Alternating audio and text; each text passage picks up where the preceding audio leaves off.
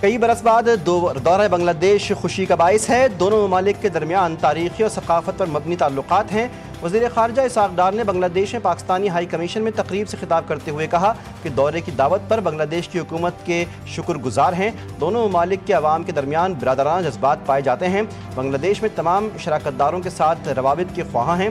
بنگلہ دیش کا سارک میں اہم کردار ہے۔ خطے کی ترقی کے لیے سارک کو مزید فعال کرنا ہوگا۔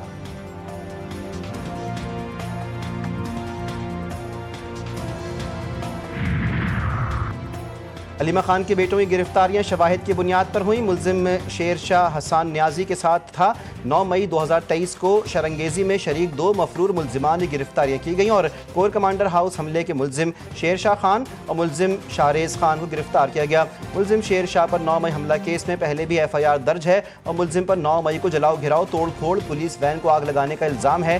شیر شاہ کی جائے وقوع پر موجودگی کے شواہد ویڈیو ریکارڈ کی صورت میں پولیس کے پاس موجود ہیں۔ اور گورنر سندھ کو عہدے سے فوری ہٹانے کے لیے سندھ ہائی کورٹ میں درخواست دائر۔ سندھ ہائی کورٹ کے وکیل اور سابق جج احمد علی گبول نے آئینی درخواست دائر کی۔ درخواست میں موقف اپنایا گیا کہ گورنر سندھ نے آئینی حلف غیر جانبداری کی خلاف ورزی کی، لسانی بنیاد پر سیاست کو فروغ دیا، MKM قیادت کے ساتھ بیٹھ کر صوبائی نسلی اور صوبائی تقسیم کی بات کی۔ سپریم کورٹ کے فیصلے بھی ریاستی عہدے کو کسی سیاسی ایجنڈے کے لیے استعمال سے روکتے ہیں۔ صدر پاکستان گورنر سندھ کو عہدے سے ہٹائیں۔ میثاق استحکام پاکستان کے لیے سب کو ٹیبل پر بیٹھنا ہوگا، اس کے بغیر مسائل حل نہیں ہوں گے۔ وزیر اعظم کے مشیر رانا ثناءاللہ کا مذاکرات پر زور۔ لاہور میں الیکشن کمیشن آفس کے باہر میڈیا سے گفتگو کرتے ہوئے انہوں نے زور دیا کہ مذاکرات اور عدالتی فیصلوں کا آپس میں کوئی تعلق نہیں۔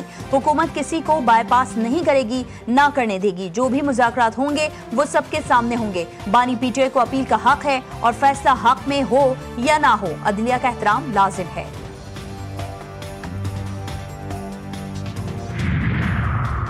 اور کراچی میں جرائم کی شرح میں خطرناک حد تک اضافہ، عوام کو تحفظ دینے والی حکومتی شخصیات خود متاثر۔ ترجمان سندھ حکومت کے مکان میں ڈکیتی، ڈاکو طلائے زیورات اور قیمتی سامان لے کر بآسانی فرار۔ ترجمان سندھ حکومت اقربا فاطمہ کی کراچی کے علاقے ڈیفنس میں واقع رہائش گاہ میں صبح 5 بجے 5 ڈاکو داخل ہوئے۔ ڈاکو نے ترجمان کے اہل خانہ کو یرغمال مال بنا کر لوٹ مار کی۔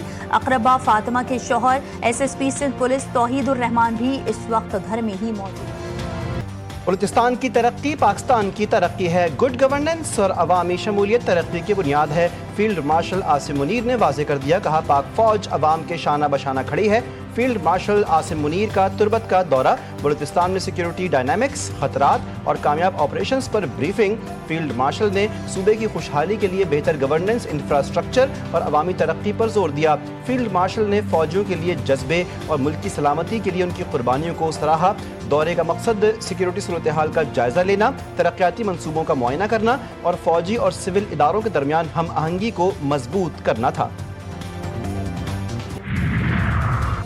شرمناک شکست کے بعد بھی مودی سرکار کی ڈٹائی برقرار۔ بھارتی وزیر خارجہ کا آپریشن سندور کے دوران امریکی کالز کا اعتراف، کہا حقیقت ہے اس وقت فون کالیں کی گئیں اور امریکہ کی جانب سے کی گئیں، یہ کوئی سیکرٹ نہیں ہے۔ پاکستان کے ساتھ تعلقات میں کسی بھی ثالثی کو قبول نہیں کریں گے۔ جے شنکر کی امریکی صدر ڈونلڈ ٹرمپ پر تنقید، کوئی ایسا امریکی صدر نہیں دیکھا جس نے خارجہ پالیسی کو عوامی انداز میں چلایا ہو۔ ٹرمپ تجارتی معاہدوں پر کھلے عام تنقید کرتے اور کبھی کبھار سخت بیانات کے ذریعے عالمی سیاست میں ہلچل پیدا کر دیتے ہیں۔ نائب وزیر اعظم اور وزیر خارجہ اسحاق ڈار کا دورہ بنگلہ دیش، پاکستانی سفیر اور بنگلہ دیشی سیکرٹری خارجہ نے استقبال کیا۔ اسحاق ڈار کی ڈھاکہ میں بنگلہ دیش کی مختلف سیاسی جماعتوں کے رہنماؤں سے ملاقاتیں ہوئیں۔ جماعت اسلامی بنگلہ دیش کی قیادت سے ملاقات کی۔ دو طرفہ تعلقات کے فروغ، خطے میں حالیہ پیش رفت پر تبادلہ خیال کیا گیا۔ رہنماؤں اور کارکنان کی ثابت قدمی کو سراہا۔ نائب وزیر اعظم ڈھاکہ میں اہم بنگلہ دیشی رہنماؤں، چیف ایڈوائزر پروفیسر محمد یونس اور امور خارجہ کے ایڈوائزر محمد توحید حسین سے اہم ملاقاتیں کریں گے۔ ان ملاقاتوں میں دو طرفہ تعلقات کے تمام پہلوؤں کے ساتھ ساتھ علاقائی اور عالمی امور پر بھی تبادلہ خیال کیا جائے گا۔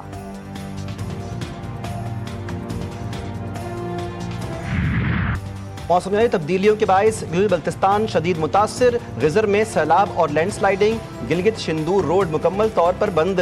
ڈپٹی کمشنر دیامر نے دریائے سندھ کے قریب 200 میٹر کے اندر جانے پر دفعہ 144 نافذ کر دی۔ وزیر اعلیٰ گلگت بلتستان کا ضلع غزر کے متاثرہ علاقے تالیداس کا دورہ، متاثرین سے ملاقات کر کے فوری ریلیف کی ہدایت۔ خیمہ بستی میں منتقلی مکمل، پانی، بجلی اور رابطہ سڑکوں کی بحالی کے احکامات جاری، متاثرین کے لیے محفوظ اور مستقل متبادل ولیج کے قیام کا فیصلہ۔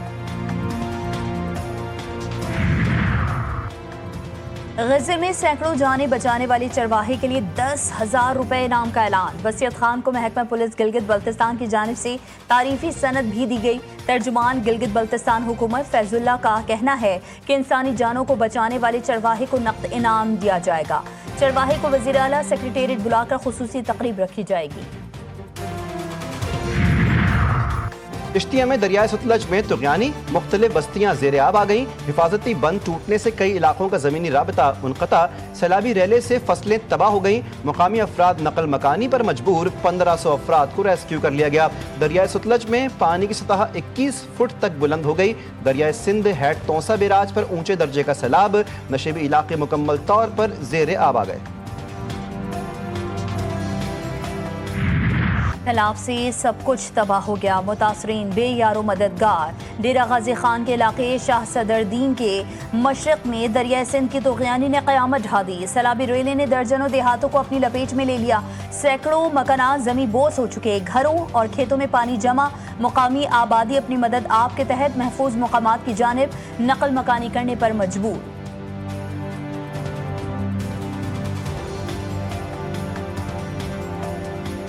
وزیر اعلیٰ صاحب دوجی دفعہ پانی آندا پر کوئی انتظامیہ نہیں بیاندا، نکے نکے بال ہیں لوٹتے پہن بھوکے مر گئے ہیں تاں انتظامیہ کو پٹھو کوئی سارا انتظام کرے۔